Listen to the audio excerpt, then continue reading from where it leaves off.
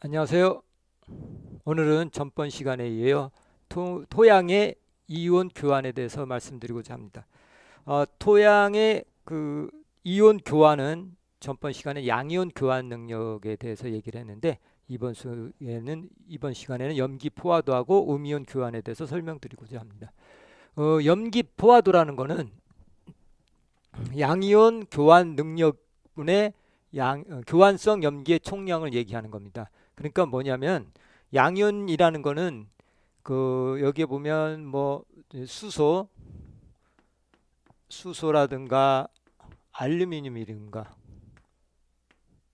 이런 게 이제 다 들어 있는데 이거랑 이런 칼슘, 마그네슘, 칼륨, 나트륨까지 다 합쳐서 이제 양이온이지 않습니까? 이게 다 양이온이고 이 네 개도 양이온이고 네 개에다가 플러스해서 이 여섯 개가 양이온인데 이 양이온에 대해서 총 양이온에 대해서 교환성 그 염기의 총량을 얘기하는 겁니다.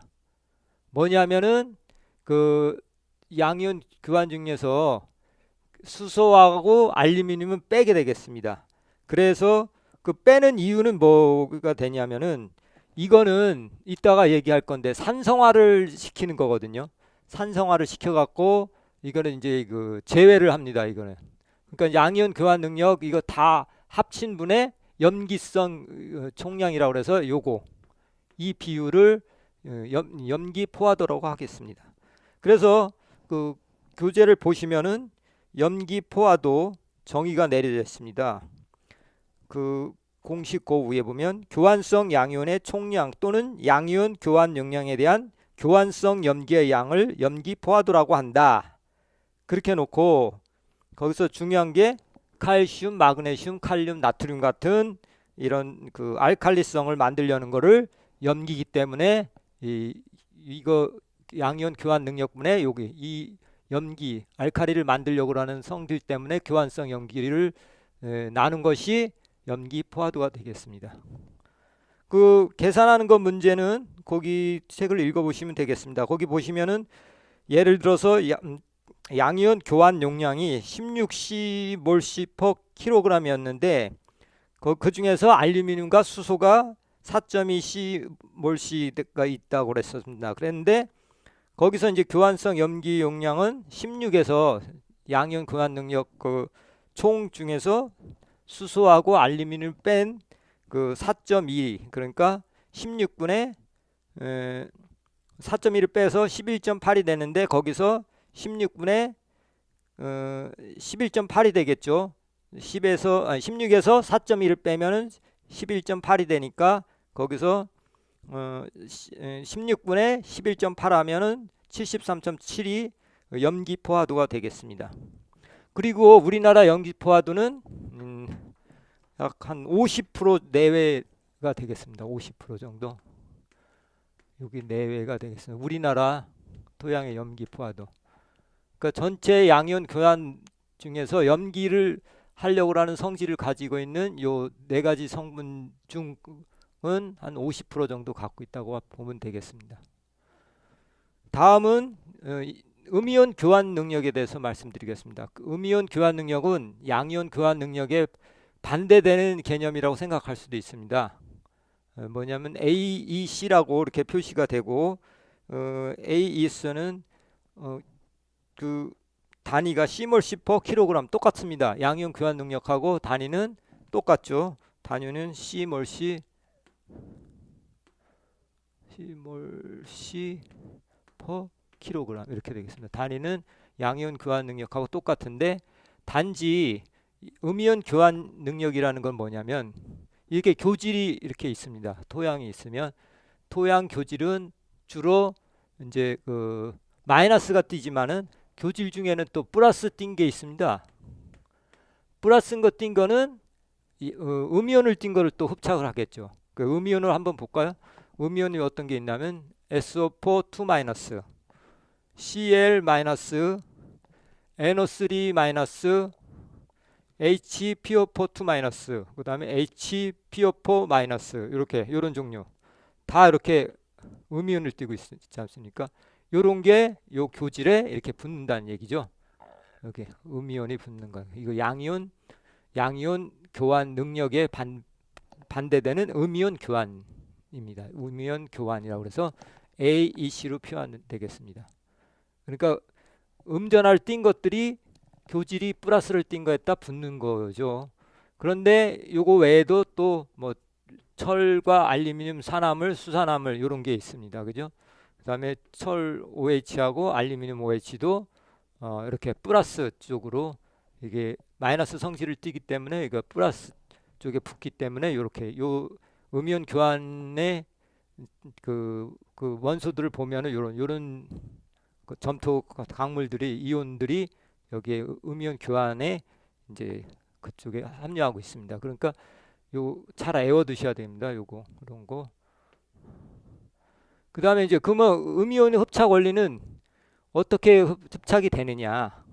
그래서 그 보시면은 음이온 교환 능력은 198쪽에 그 중간에 그림이 있습니다. 중간에 있는데 어떤 형식으로 되느냐? 예를 들어서 요거 인상 같은 경우는 이렇게 표시가 돼 있죠. 그림 한번 볼까요? 그거 보시면 중간에 보시면 이쪽으로는 OXO라는 게 이렇게 돼 있고 P가 중심이 돼 갖고 그 다음에 여기도 보면 여기도 OX로 이렇게 표시가 됩니다. 그죠?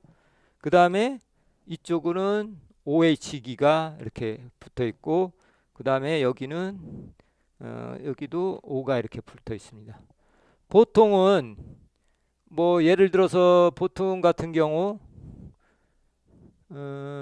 염소 같은 경우 염화나트륨 이런 거는 NaCl 뭐 이런 거면은 공유잖아요. 나트륨하고 염소하고 플러스 띈 나트륨하고 염소가 하나씩 원가를 원자를 주고받아서 이렇게 공유 결합을 이루는데 이런 거는 이런 것처럼 이 인산도 이제 공유 결합을 하긴 하는데 이렇게 모양이 이런 식으로 다각도로 결합을 탄탄하게 하는 거를 이제 베이자 교환이라고 합니다. 그 인산 같은 경우는 이런 식으로 해갖고 그 양이온을 띈 거하고 이렇게 양쪽으로 이렇게 다 이렇게 연결을 하게 되겠습니다. 그래서 이렇게 된 거를 특이 결합이라고 합니다. 특이 베이자 결합을 하는. 그래서 거기 그 교재 보시면은 불소 그다음에 인산도 H2PO4- HPO4 2- 이런 것 같은 경우는 특이 흡착을 하는데 이거는 반응성이 강한 음이온과 만나면 비가역적으로 베이 결합을 이루게 됩니다. 이렇게 탄탄하게 그 베이 결합을 이루게 되는데 일단 결합된 음이온은 용해극 중에 다른 음이온과 쉽게 교환된 거나 방출되지 않는다고 이렇게 되어 있습니다. 그래서 이렇게 베이자 교환을 하게 되면은 음이온 고정 또는 음이온 특이 흡착이 됩니다. 그래서 특이 흡착 하는 거이고 세 가지를 알아두시면 되고요.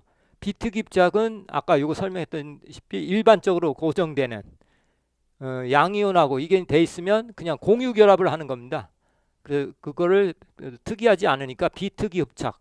그래서 염소, 질산, 산화염소 그래갖고서 이렇게 Cl-NO2- ClO4- 이렇게 요런 거는 비특이 흡착을 하게 됐습니다.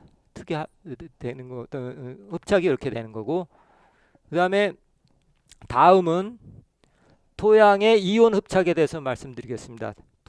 지금까지 이제 이렇게 AEC라고 그래서 음이온이 교환이 이루어지는데 그럼 어떻게 구체적으로 이제 설명을 드리자 그러면 그 이온이 이제 용지 속에 녹아 있는 용액 중에 이제 이온이 들어 있지 않습니까? 이게 이제 고형 입자에 이제 이제 부착이 하게 되는데 보통 부식 같은 것도 음이온 일득이 있어요. 그죠?